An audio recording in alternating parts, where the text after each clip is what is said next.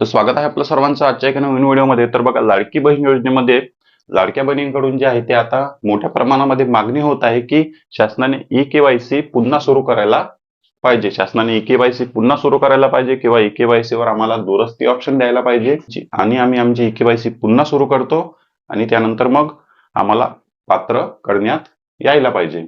कारण शासनाने जे आहे ते भरपूर लाडक्या बहिणींना नोव्हेंबर आणि डिसेंबर महिन्याचा हप्ता पाठवला नाही. नोव्हेंबर आणि डिसेंबर महिन्याचा हप्ता पाठवला नाही, त्यामागे कारण दाखवण्यात आलेलं आहे की तुमची केवायसी चुकली, त्यामुळे केवायसी रिजेक्ट झाली. आणि दुसरं कारण दाखवण्यात आलेलं आहे की गव्हर्नमेंट एम्प्लॉई म्हणजे तुमच्या कुटुंबामध्ये सरकारी नोकरीवर व्यक्ती आहे. कुटुंबामध्ये सरकारी नोकरीवर व्यक्ती नसताना सुद्धाही असं ऑप्शन आलेलं आहे की गव्हर्नमेंट एम्प्लॉई सरकारी नोकरीवर व्यक्ती आहे. आता आपण हे मान्य करू शकतो की लाडक्या बहिणींचे प्रश्न चुकले असेल, केवायसी चुकली असेल. फक्त प्रश्नाच्या उत्तरावरूनच चौकशी करणे हे शासनाकडून जे आहे तो चुकीचा निर्णय आहे. कारण आपण पती आणि वडिलांचा आधार क्रमांक दिलेला आहे. आपल्याला वाटलं होतं की पती किंवा वडिलांच्या आधार क्रमांकावरून चौकशी होईल, त्यानंतरच आपण पात्र किंवा अपात्र ठरवू. पण या ठिकाणी शासनाने हे जे काही होय किंवा नाही प्रश्न होते हे ऑटोमॅटिक पद्धतीने कदाचित सेट केलेले आहे. होय म्हणत असेल तर अर्ज रद्द करा, सरकारी नोकरी दाखवा, चुकी दाखवा. नाही म्हणत असेल तर त्या बहिणींना पात्र करा, मग ती बहीण पात्र असो किंवा नसो. तर बघा, लाडक्या बहिणींकडून जे आहे ते सरसकट मागणी होत आहे की पुन्हा ई-केवायसी सुरू करावी किंवा पुन्हा केवायसीची चौकशी करावी आणि लाडक्या बहिणींचा लाभ सुरू करावा. तर बघा, त्याचबरोबर आता सोशल मीडियाच्या माध्यमातून सुद्धा आवाज उठवला जात आहे. मी तुम्हाला कालच्याच व्हिडिओमध्ये पुरावे दाखवलेले आहे. मी तुम्हाला पुरावे दाखवले, न्यूजपेपरचे पुरावे दाखवले, त्याचप्रमाणे सरकारी पुरावा सुद्धा दाखवला, सरकारी पत्र सुद्धा मी दाखवलेले आहे. तर त्यानुसार जे आहे ते ई-केवायसी पुन्हा सुरू होण्याची शक्यता आहे. मी तुम्हाला असं म्हणत नाही की 100% पुन्हा मुदतवाढ होईल किंवा ई-केवायसी सुरू होईल. बघा, जे पत्र मी तुम्हाला पुन्हा एकदा दाखवतो, कारण काही नवीन दर्शक असणार जे आपल्या व्हिडिओमध्ये आले असणार. कालचं पत्र तुम्ही पाहिलं असेल. बुलढाणा येथील महिला व बालविकास विभाग अधिकाऱ्यांनी जे आहे ते पुणे येथील महिला व बालविकास विभाग अधिकाऱ्यांना म्हणजे उच्च अधिकाऱ्यांना, आयुक्तांना हेड ऑफिसमध्ये पत्र पाठवलेलं आहे आणि विनंती केली.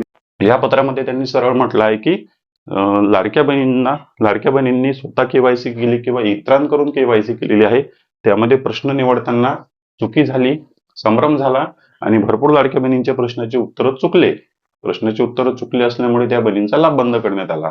त्याचप्रमाणे भरपूर लाडक्या बहिणींना ई-केवायसी ची पडताळणी झाल्यानंतर त्यांच्या अर्जामध्ये जे आहे ते गव्हर्नमेंट एम्प्लॉई म्हणजे सरकारी नोकरी असलेला व्यक्ती असं ऑप्शन दाखवत आहे. सरकारी नोकरी असलेला व्यक्ती असं ऑप्शन दाखवत आहे, पण भरपूर बहिणींच्या कुटुंबामध्ये सरकारी नोकरीवर व्यक्ती नाही.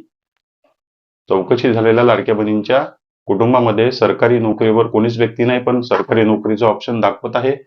हे सर्व कारण दाखवून केवायसी चुकले किंवा सरकारी नोकरी आहे हे कारण दाखवून लाडक्या बहिणींचा लाभ बंद करणे योग्य नाही, असं स्पष्ट या ठिकाणी लिहिलेलं आहे. हे कारण दाखवून लाडक्या बहिणींचा लाभ बंद करणे योग्य नाही. त्यासाठी लाडक्या बहिणींना पुन्हा केवायसी करण्याची संधी द्यावी किंवा मग एडिट करण्याचं ऑप्शन द्यावं. केवायसी करण्याची संधी द्यावी, पुन्हा केवायसी करण्याची संधी द्यावी आणि एडिट करण्याचं ऑप्शन द्यावं. हे सर्व स्पष्ट मुद्दा या पत्रामध्ये लिहिलेला आहे. लाडक्या बहिणींच्या बाजूने बुलढाणा येथील अधिकाऱ्यांनी त्यांच्या वरिष्ठ अधिकाऱ्यांना आयुक्तालयामध्ये हेड ऑफिसमध्ये हे विनंती पत्र पाठवलेलं आहे. खालच्या बाजूला तुम्ही पाहू शकता आयुक्तांची सही, बुलढाणा येथील पूर्ण पत्र. तर बघा, आता ई-केवायसी पुन्हा सुरू होण्याचे 50% चान्सेस आहे. आता 50%च मी तुम्हाला का म्हणत आहे ते सुद्धा सांगतो. तर बघा, 50% चान्सेस म्हणजे केवायसी सुरू होऊ शकते 50% किंवा मग जुन्याच केवायसी वर चौकशी. पण आपली सर्वात पहिली मागणी हेच असणार आहे की शासनाने पुन्हा केवायसी सुरू करावी. लवकरात लवकर ई-केवायसीचं पोर्टल किंवा दुरुस्ती करण्यासाठी सुरू करावं आणि लाडक्या बहिणींच्या जे काही चुका आहे ते लाडक्या बहिणी दुरुस्त करून घेतील आणि सोप्या पद्धतीचे प्रश्न या ठिकाणी द्या किंवा प्रश्न देऊ नका. या ठिकाणी प्रश्न देऊच नका.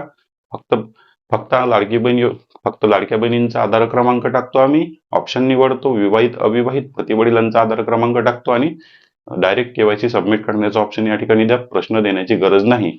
पती आणि वडिलांच्या आधार क्रमांकावरून तुम्ही आमच्या कुटुंबातील चौकशी करा आणि त्यानंतर मग आमच्या कुटुंबात सरकारी नोकरीवर कोण आहे कोण नाही ते तुम्हाला समजून येईल. प्रश्नाच्या उत्तरावरून चौकशी करू नका. पुन्हा जर प्रश्न चुकले तर पुन्हा तोच प्रॉब्लेम होईल. पुन्हा जर प्रश्न चुकले तर पुन्हा तोच प्रॉब्लेम या ठिकाणी होणार आहे. आणि जर केवायसीचं ऑप्शन द्यायचं नसेल तर जे काही तुम्ही आधी चौकशी केलेली आहे त्या बहिणींची पुन्हा योग्य पद्धतीने चौकशी करा, योग्य पद्धतीने त्यांच्या कुटुंबातील चौकशी करा. त्यांच्या कुटुंबात खरंच सरकारी नोकरीवर कोणी आहे का किंवा इतर पात्रतेच्या अटीमध्ये ते बसतात का, त्यानंतरच त्या बहिणींना पात्र करा आणि त्या बहिणींचा लाभ पुन्हा शासनाने सुरू करावा. तर बघा आता केवायसीचा ऑप्शन येते का किंवा केवायसी सुरू होते का याबद्दल आपण अपडेट पाहू, कारण ते सरकारी अधिकाऱ्यांनी स्वतः रिक्वेस्ट केलेली आहे की केवायसीचं ऑप्शन शासनाकडून सुरू झालं पाहिजे किंवा केवायसी पुन्हा सुरू झाली पाहिजे. तर केवायसी सुरू झालीच पाहिजे, कारण पुन्हा भरपूर लाडक्या बहिणींची केवायसी चुकलेली आहे, भरपूर लाडक्या बहिणींची फक्त हाफ केवायसी झालेली आहे, भरपूर लाडक्या बहिणींची अजूनपर्यंत केवायसी झालीच नाही. त्यामुळे केवायसी सुरू झालीच पाहिजे आणि लाडक्या बहिणींचा लाभ सुरू झाला पाहिजे. केवायसीची दुरुस्ती केल्यानंतर, पुन्हा केवायसी केल्यानंतर आणि शासनाने योग्य पद्धतीची केवायसीची चौकशी केल्यानंतर. या व्यतिरिक्त आणखी काही प्रश्न असतील तर कमेंट बॉक्समध्ये विचारा. चॅनलवर नवीन असाल तर व्हिडिओला लाईक आणि चॅनलला सबस्क्राईब नक्की करा. भेटूया नेक्स्ट व्हिडिओमध्ये.